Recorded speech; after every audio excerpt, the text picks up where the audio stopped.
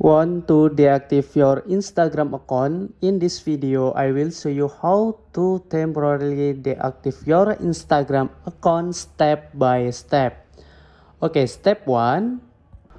Open the Instagram app and tap profile and then tap three lines. Tap account center. Tap manage accounts. Tap manage. And then tap deactivation or deletion. Okay, tap, choose the active account, tap continue, tap continue, and then enter your password Instagram, tap continue. Thank you guys.